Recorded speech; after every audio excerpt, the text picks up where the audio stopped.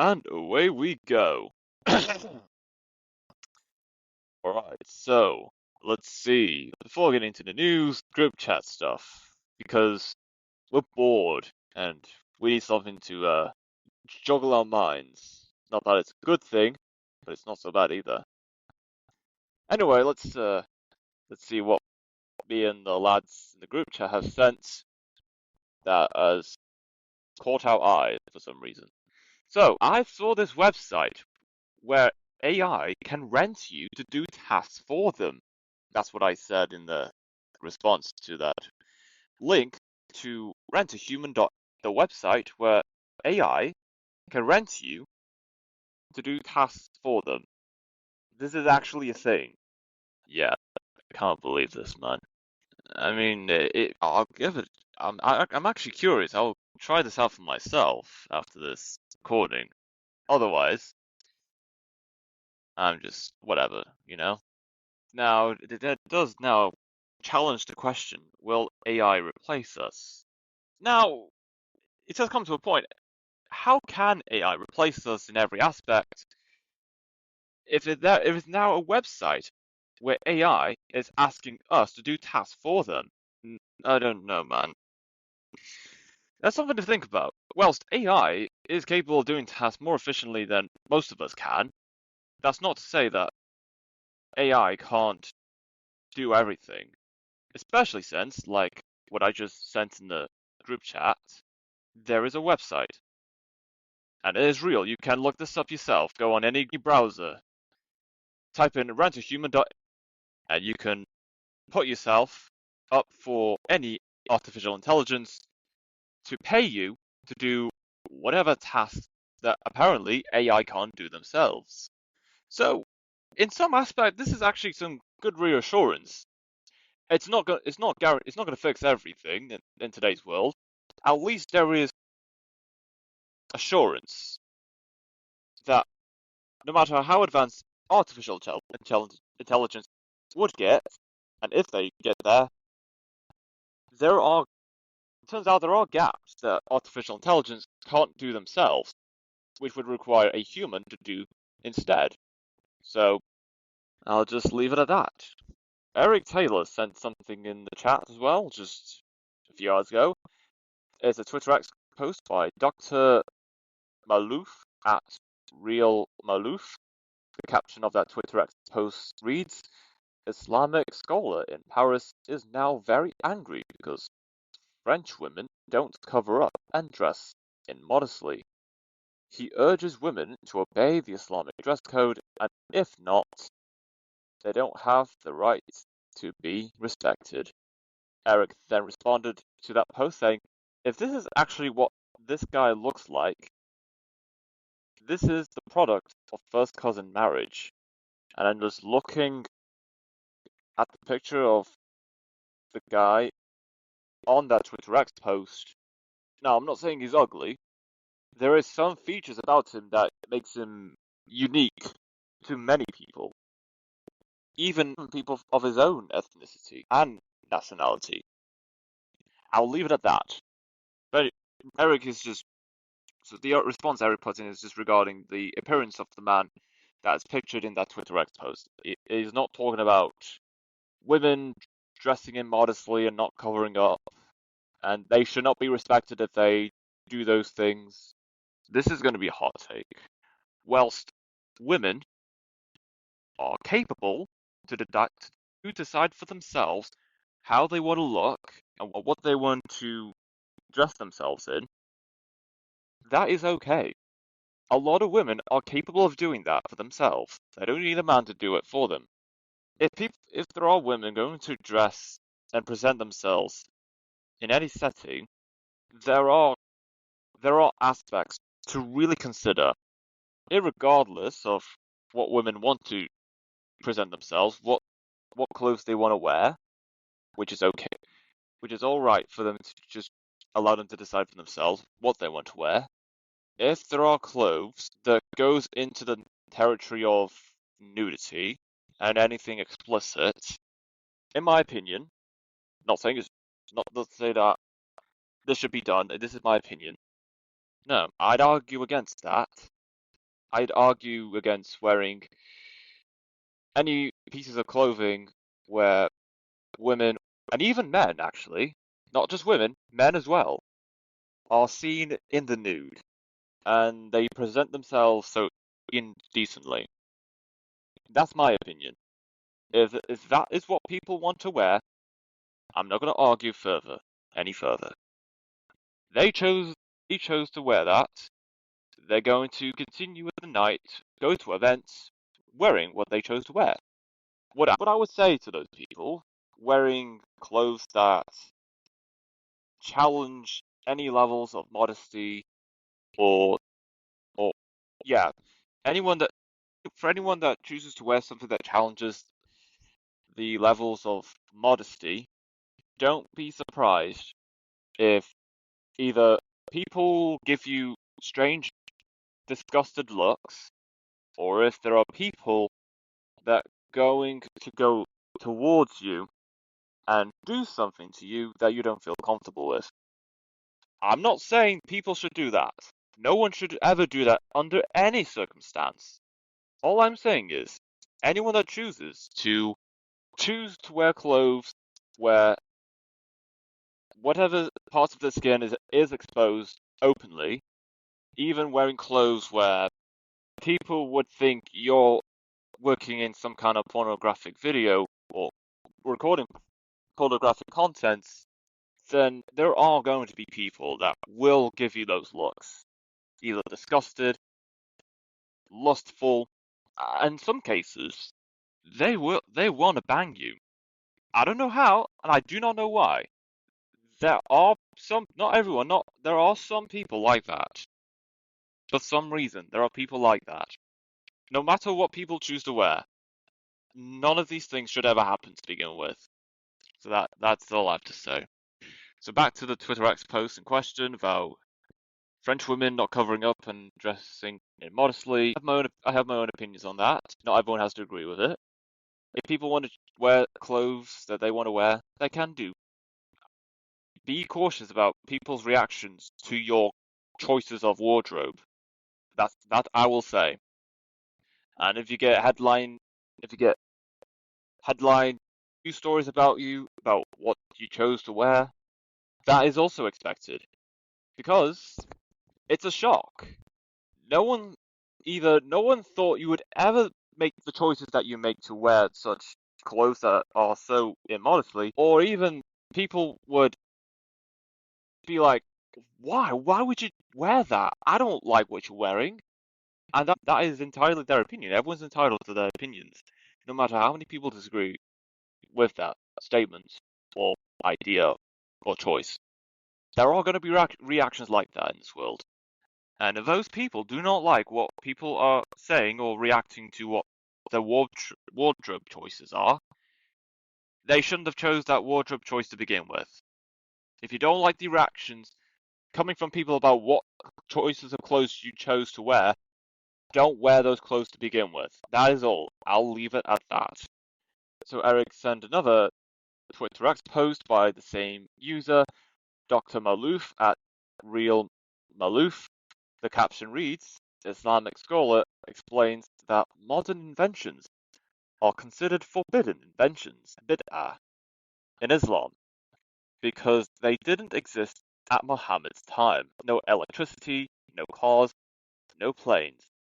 Yet he still uses a phone and the internet to spread his message. Stupidity knows no bounds. Eric did not respond directly to that post, he just shared that with me and Risk. I'm not going to argue further about Islam or whatever happened in Muhammad's time. If you are committed to a faith, an idea, or whatever goals you have in life, then do it. I'm not expecting perfection. I'm not expecting everyone to follow exactly by the book, or even everyone to get back-to-back wins every single day. It is important that you are committed to those goals and the ideas of whatever faith that you're following. To say that you shouldn't use inventions that didn't exist during the time that Prophet Muhammad was alive, yet you are using the technology, inventions, or other entities that have existed far after Muhammad's existence, then are you even committed to the Islamic faith? I'm just saying, if in the Quran says you're not allowed to use inventions that didn't exist during Muhammad's time, yet people are using inventions like electricity, cars, planes, phones that have existed many decades and many centuries after Muhammad, that's going to cause some problems. It's not end of the world, in my opinion. There'll be people that will say that this is hypocritical. People say they are Muslim, yet those said Muslims don't commit to the beliefs or the ideas of Islam that is written in the Quran. That's I'm just thinking out loud here. Whatever people choose to believe in and practice in their lives, continue to do so. I'm not expecting perfection or for things to go exactly according to plan. Exactly, it is important that you are committed to what you are practicing and believe in. This goes for anything.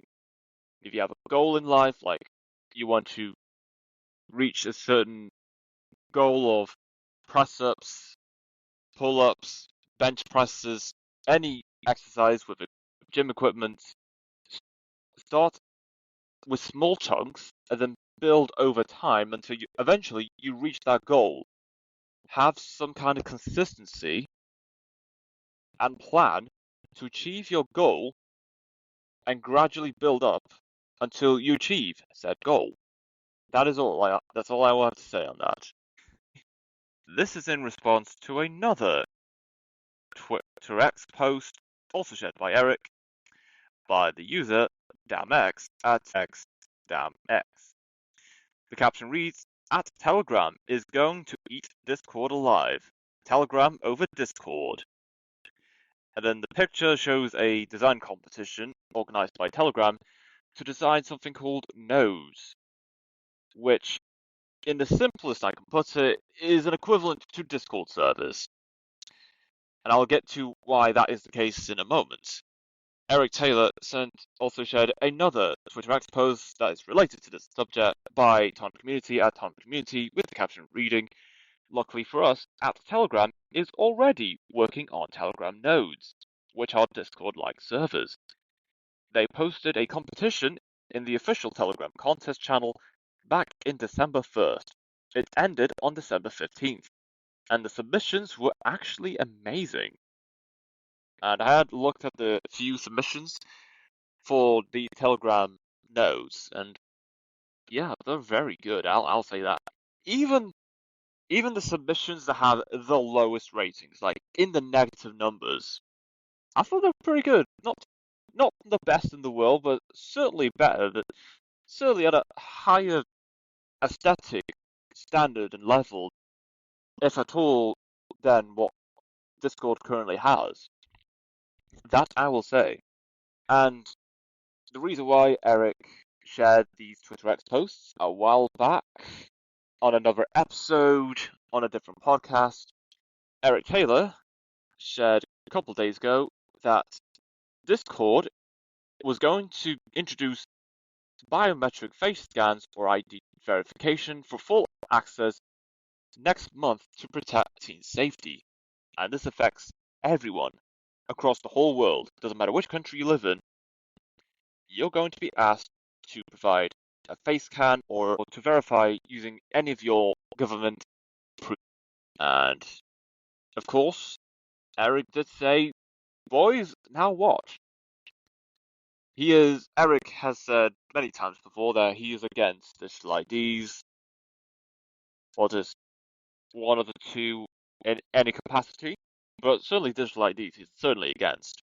And hearing about what Telegram are doing with nodes, which are equivalent to Discord servers, Discord really needs to step up their game. This is not to say that Discord shouldn't do the ID verification software implementation, Discord, as the platform it currently stands for and what purpose it serves, they really need to think of something to stay relevant. Once Telegram nodes becomes a thing, they go live, anyone on Discord that operates a server, they'll likely, not guaranteed, but they will likely flock over to Telegram because there is a alternative equivalent to Discord with their servers. The only difference is, as it stands now, and certainly won't happen at all from my perspective, Telegram won't actually implement a system for ID verification or face scans. That is a unique selling point for Telegram as it stands now in the space that occupies along with Discord. Discord have a lot of work to do to ensure that they keep themselves afloat, or no more will they be the platform it once was. Next, I shared a Twitter X post by the user Kira at Kira Won't Miss. This account's top tier in my opinion. I don't know about anyone else, but I like accounts like these. The caption reads, "Infinite money glitch." The caption within the picture within that Twitter X post reads, "A man bet 50,000 US dollars that someone would run onto the field at the Super Bowl, then did it himself, cashed out $3,074,000, and paid a $1,000 fine." Meaning, whoever this man was made a net profit of $373,000 to pay the $1,000 fine using the money that he made from betting someone to run on the field, which the man himself did himself to get that payout. If everyone starts doing this, either security has to be tightened to ensure that incidences like moments like this doesn't happen, and I'm talking about people going to stadiums to watch sport games. They have to sign a contract saying, if you do this, you shall be severely punished, and put in a deposit, which you can get back if you don't break any rules. If you do break rules, you lose your deposit, and that is pretty much net profit for the stadium venue themselves. So that's some kind of a money glitch for the stadium venues. Or the platform prediction betting market platforms like Polymarket, Kalshi, another platform that I do not know of, they will have to rewrite the rules on their platforms about what you can bet money on regarding what predictions that exists or is about to happen in today's world. If if people like this man that got $374,000 by betting himself to run on a field for at the Super Bowl, and then everyone gets the idea, oh, if this man can do it, I can do it too. I can make a load of money out of this. Eventually, platforms like Polymarket, Kalshi, known to be one of the few of the biggest prediction betting markets in the world, they're going to close that loophole saying you are not allowed to bet on people running on sport field pitches for any sporting event, which, in my opinion, would be a great idea. Then, by getting rid of the incentivization of people running on sports fields at any stadium, reduces the chance that anyone would even do that themselves. The reason why people even do it to begin with, other than the fact that they'll get attention online, given the post that I just read on Twitter X, people would likely do it because they know if that they bet on themselves or anyone to just run on the pitch, then they can get money out of that. There's going to come to a point where betting platforms are going to prohibit people betting money on people running on fields in any sports stadiums. knowing that people can just bet on anything, which they themselves can put themselves in that position to do exactly what they betted money towards. They do it to make it happen. In reality, they get paid money for something that something that happened that they betted on. They did themselves. There is nothing anyone can do at the moment. And whilst not many people are catching on at the moment, we're just running on the field in hopes that they can get money because they actually bet for someone to run on the field. And if no one else does it, they do it themselves. And look at that, easy money. Polymarket and Kalshi, big prediction market, betting markets, are going to say you're not allowed to do that anymore. It's a moment like that will happen. It will have to stop. Personally, I'd do it myself if I could. I just don't go out often. I got other things to do anyway, so I'd only do it just for the fun of it. I don't mean to piss anyone off or cause any disruption. I'm just having a laugh, in my opinion. I have a laugh most of the time, even if that gets boring, and I just go do something else. Alright then, that is all we have. Okay, so that is all of the stuff that me and the lads for this podcast have shared quite recently about whatever goes on in the world. With that being said, let's get right into the news. Last time I checked, it's a slow news day, so there won't be much to talk about, other than whatever was discussed in the last few episodes for either this podcast or the other podcast that I've been doing. 10 dead in British Columbia school shooting. Oh, that's just sad. A school shooting in Tumbler Ridge, British Columbia, has left 10 people dead, including the shooter, who died by a self-inflicted gunshot wound. The suspected shooter opened fire at Tumbler Ridge Secondary School, killing at least 6 people inside and another victim who died en route to the hospital. 2 additional victims were found dead in a nearby residence, believed to be connected to the incident that prompted the school's closure for the rest of the week. You would hear stories like this anywhere in the United States. I didn't think stories like this would even happen anywhere else. And if they do, it would likely be somewhere in Europe. It's not clear what the reason that could be behind such correlation. That's just me. Canada, of all places. So sad. And I will say, rest in peace to the 10 Canadian students who've lost their lives in this school shooting. I send my condolences to the friends and family of those 10 Canadian school students in Tumbler Ridge, British Columbia. People will say, oh, it's just a one-off. It's not like something like this will happen again in the country's history. What if it does happen again? And then another, and another shooting, and another shooting somewhere on the east side of the country of Canada. And then, next thing you know, the new year starts, and then you hear school shootings across Canada at least once or even twice every week. People don't think this will be an occurring theme in Canada as it is in the United States. This could be the beginning of something much more tragic. What are these shooters doing? What are the shooters thinking about committing acts like this? What do they hope to gain from this? It's just sad. This shouldn't have happened. But it did anyway. I will say rest in peace to the 10 Canadian school pupils, students in Tumbler Ridge, British Columbia. Rest easy.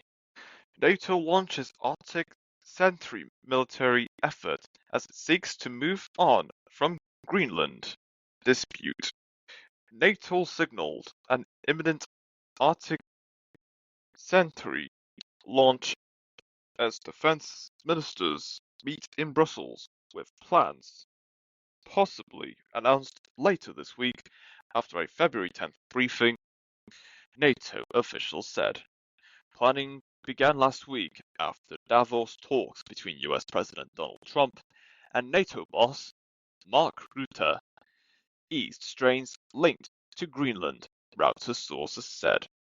Arctic Century planning includes options such as exercises, more surveillance, and extra vessels and aircraft. Officials said no final decision has been taken as military planners continue refining choices. Officials said the effort will prioritize better use of existing NATO resources rather than big force increases, framing it as deterrence amid Russia's military activity and China's high North interest. On February 9th, General Alexis Green-Kielwijk said planning was in the final stages, and a NATO official said the mission was expected to be operational soon.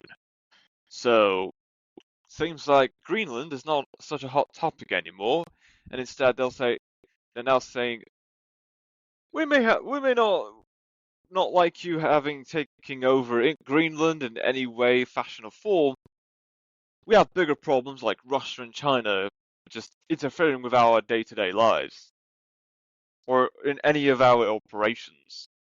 That's the reason why NATO was even created in the first place, to ensure protection from any outside forces. Russia and China are the few targets that NATO are saying we should be worried about, and who can blame them?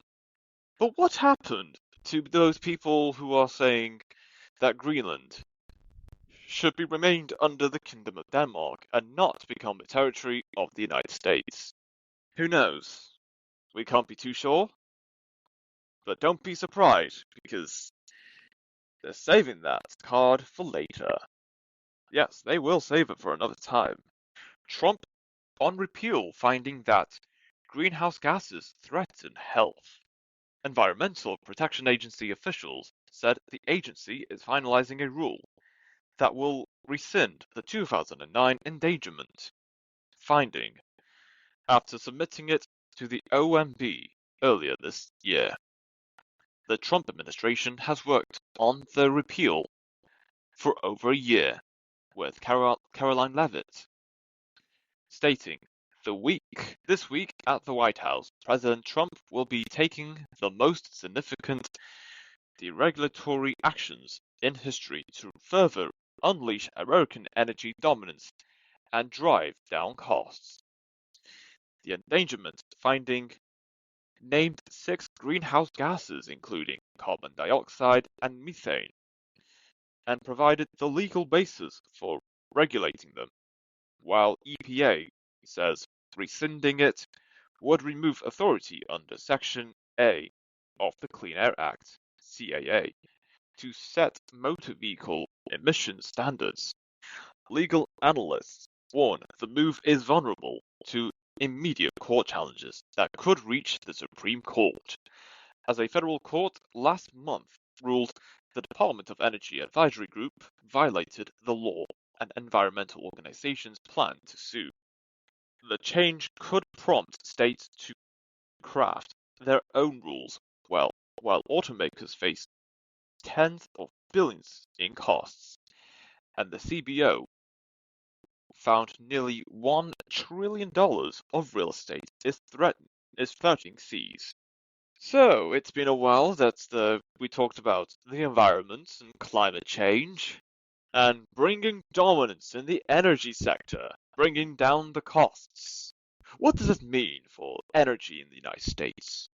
There's still going to be limits anyway, and I'm not talking about the court cases that are going to sue the government for taking away the limits, the standards, and the regulations in terms of the environment. Even if these limits and regulations are rescinded and the energy sector can do whatever they want, there will be limitations on how far they can go to create energy across the United States. And especially given that state-level governments would likely have something to say otherwise, they instead, those states would likely take matters into their own hands and bring those regulations under section such as section 202A of the Clean Air Act, or just the Clean Air Act as a whole, and implement it under the state legislature. If Trump is wanting to get rid of the Clean Air Act, surely states, state-level governments would be, not all of them, but some states in the US would be more than happy to implement legislation of the Clean Air Act under their state constitution for themselves instead, or at least pass into law the Clean Air Act, particularly for those states specifically. So even when the federal government does something that people are saying is going to threaten the environment, it's going to cause a lot of harm to the wildlife that lives around them, just remember that states have their own level of governance, and they too can pass laws that applies particularly to that state in question. If particular state-level governments don't like what the federal government is doing, those state-level governments will implement laws, regulations, and standards of the Clean Air Act for themselves, applying to those states, and only those states. So what's the point? What's the big whoop? There'll be states that'll do that anyway, for free. Not that they're being paid to do anything, or bribed. There are state-level governments in the US that'll do anything that is the opposite of what the current federal level government is doing. It does happen, and it will likely happen at this moment in time. So unless the states are forced to take stuff into their own hands, or if the states themselves have to follow in line with the federal government in regards to the Clean Air Act, there isn't going to be much of a difference whatsoever. It's just the federal government saying, oh, we're going to get rid of the Clean Air Act, or at least parts of it. States, depending on who is their current governor, if there are governors that are against what Trump is doing about the Clean Air Act, they'll take matters in their own hands. They'll put in place the Clean Air Act across their state laws instead. And it'll be those states that will continue with the acts or the principles of the Clean Air Act. Measles cases in Europe, Central Asia drops 75% in 2025, agencies say. While cases have reduced, the conditions that led to the resurgence of this deadly disease in recent years remain and must be addressed, said Regina de Domitius, the UN Children Fund, Regional Director for Europe and Central Asia. 53 countries in Europe and Central Asia reported 33,998 measles cases in 2025, down from 127,412 in 2024. The overall decreasing trend in cases reflects both outbreak response measures and the gradual decline in the number of people susceptible to measles infections as the virus made its way through under-vaccinated communities, according to UN agencies. However, many cases could have been prevented with higher routine vaccination coverage at community level and more timely response to outbreaks, UN agencies said. Until all children are reached with vaccination and hesitancy fueled by the spread of misinformation is addressed, children will remain at risk of death or serious illness from measles and other vaccine-preventable diseases, she warned. Hans-Henri P. Krug, World Health Organization Regional Director for Europe, said eliminating measles is essential for national and regional health security, stressing that in today's environment of rampant fake news, it's also crucial that people rely on verified health information from reliable sources such as the World Health Organization, UNICEF, and national health agencies. And I agree with that. It is important that you know exactly what's going on. And whilst there will be people that will argue about particular vaccines and medicines, prescriptions, with negative effects on people, for me, the issue with healthcare is that people don't question health experts enough on what's what's been prescribed to these people. What are the side effects if they take this prescription or drugs or whatever medicine they've been given? Even if there are negative effects in these medicines, drugs, or prescriptions, if anyone is concerned about anything, just ask them about it. These health experts must certainly know so much about what these medicines are being contained and what it does to your body. I'd assume there are doctors and health experts that are prepared to answer any questions that comes at them. If not, then at that point, and only that point, you should now question what are the standards put in place for allowing these experts to be in the position that they're in the first place. The main point I'm making is regarding the information about healthcare. People know how serious healthcare is and the health of other people. It is expected to have high standards for experts and doctors to be able to answer any questions that patients or civilians have regarding prescription, drugs, medicine, etc. It is expected to ask questions and for the experts to answer those questions to the best of their ability. If not, if these experts don't know everything and aren't too sure about this thing or that thing or these components, then at that point, I'd say that would be concerning.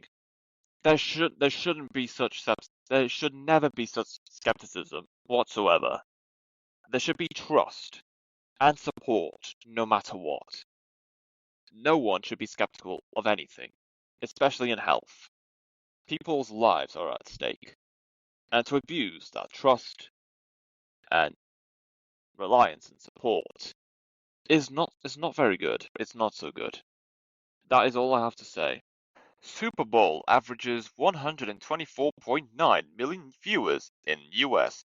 Bad Bunny's halftime, 128.2 million, both short of records. On February 9th, Bad Bunny performed the Super Bowl 60th halftime show with an immersive, nearly 15-minute set, mostly sung in Spanish. The selection of a Latin Spanish language artist, Bad Bunny, sparked controversy given the current US political and social climate. An Instagram post dated February 8th showed celebrity cameos including Lady Gaga, Jessica Alba, and Pedro Pascal. Well, Indiana Fever star Caitlin Clark is among 830,000 who liked it. Many viewers at Super Bowl parties focused more on the halftime show's messaging than the game's outcome, sparking debate over the performance's statements. The set highlighted Puerto Rican culture and identity, increasing visibility on the NFL platform, while public figures like Caitlin Clark amplified national attention. The fact that a halftime show is getting more attention than the sporting event that provided the performance, that shows so much about what the halftime show is about, as well as the influence that the artist has in question. Now, it's not Michael Jackson level of influence. This is a completely different league of its own. At the time, Bad Bunny really knew what was going on, and he was at the Grammys at the time, and he did say something. All, all that what he said at the Grammys would then be put out in action at that halftime show. And that is enough said. I know there's going to be people on the right that are going to be going at the artist or even at the halftime show itself regarding its messaging. All I will say is, what's the big deal? Why do you care so much about what a halftime show's message is rather than the actual issues that we're all facing right now? It's not that deep, man. I can't believe I'm saying this. It has to be said. You can have whatever opinions you like. You don't have to like the show. You don't even have to watch it. You can watch the other show instead by Turning Point USA if you want. Why are you sparking outrage over a halftime show? Over the issues in today's world about the Epstein files, the wars that are ongoing, other geopolitical conflicts, and another thing which is just as important, but that is up to what it's down to other people what that other issue is important to them. There are bigger problems in this world. The Super Bowl halftime show is not one of them. Even if there is hypocrisy to some of its messaging, if not all of it, so what? What are you going to do about it? Are you going to pass on the message that the Super Bowl has? Or are you going to make a completely new message that goes against the hypocrisy of that original message of the Super Bowl halftime show? I'm just saying, why people sparking outrage? Why people get so mad about a halftime show or just a concert of any sort? Come on, guys. There are bigger problems in this world, and you're complaining about a halftime show. Ridiculous. I'm sorry, I find it silly. You don't have to agree with the show. Don't get mad over it more than other issues that you've ever spoken out about previously in the last few months. And that is it. And that is it for the episode.